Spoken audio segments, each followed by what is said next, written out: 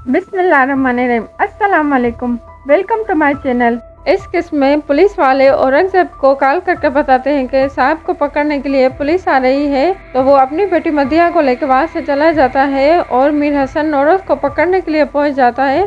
तो एक दूसरे पर फायर करते हैं और फायरिंग में नौरोज़ की बहू और उसका पोता भी मर जाता है। मीर हसन नौरोज़ को हथियार फेंकने के लिए कहता है और कहता है कि तुम्हारे ख़ानदान की ज़मानत मैं देता हूँ।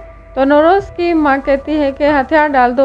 शामिर बंदूक लेके आता है अपने बाबा को बचाने के लिए, पर नौरोज़ शामिर को रोक लेता है। मीर हसन नौरोज़ को पुलिस स्टेशन ले आता है तो लोकल पुलिस वाले सर झुका लेते हैं, पर मीर हसन सर तान कर चलता है।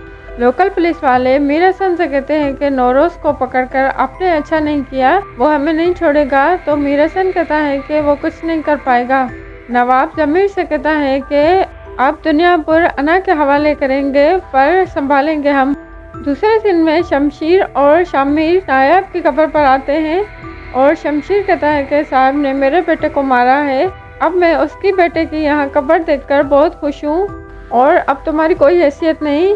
शामिर कहता है कि तुम एहसान फरामोश हो, साहब ने तुम्हें यहाँ तक पहुँचाया और एक कब्र तुम्हारी भी यहाँ होनी चाहिए। शमशीर कहता है कि साहब ने मुझे दरिंदा बनाया और मैं नमक हराम नहीं हूँ। तुम्हारे बाबा ने मुझे मजबूर किया यहाँ तक पहुँचने के लिए। अपने ख़ानदान को लेकर यहाँ से चले जाओ, क्योंकि शेर के छोटे बच्चे को कुत्ते भी नहीं छोड़ते। तो मीर हसन कहता है कि तुम्हारी हैसियत कुत्ते जितनी भी नहीं। मीर हसन नौरोज़ से कहता है कि तुमको अदालत में पेश करूँगा और अपना जुर्म कबूल कर लो बग़ैर किसी तकलीफ़ के। तो नौरोज़ कहता है कि तुम्हें इसकी कीमत जल्दी चुकानी होगी। तो मीर हसन कहता है वो वक्त कभी नहीं आएगा।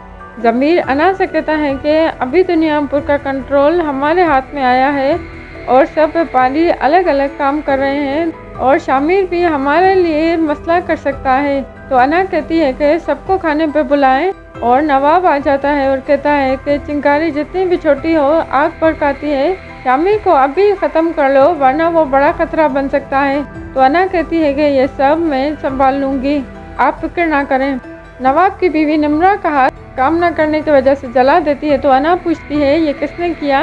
तो नवाब की बीवी कहती है कि उसने खुद किया है। अना निम्रा को मरहम लगाने जाती है।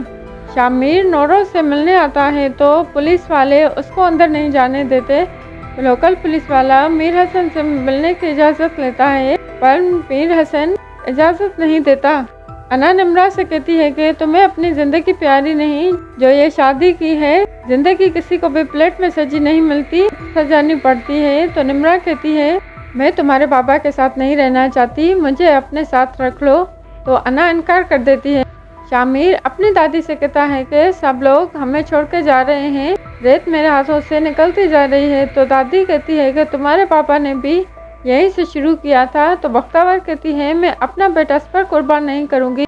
तो दादी कहती है शामिर आदमों का खून है और वो दुनियापुर में ही रहेगा। अना व्यापारियों को बुलाकर बहुत डराती है। नवाब अना की तारीफ करता है और ज़मीर कहता है कि अभी भी नौरोज़ जिंदा है। तो नवाब कहता है उसका कुछ करो। शमशीर ज़मीर से मिलने आता है। ज़मीर नौरोज़ को मारने के लिए हुक्म देता है।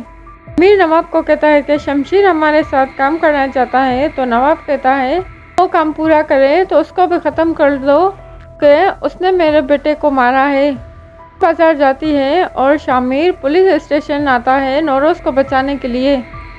बस अगर आपको मेरी वीडियो अच्छी लगी तो चैनल को सब्सक्राइब करें और वीडियो को लाइक करें।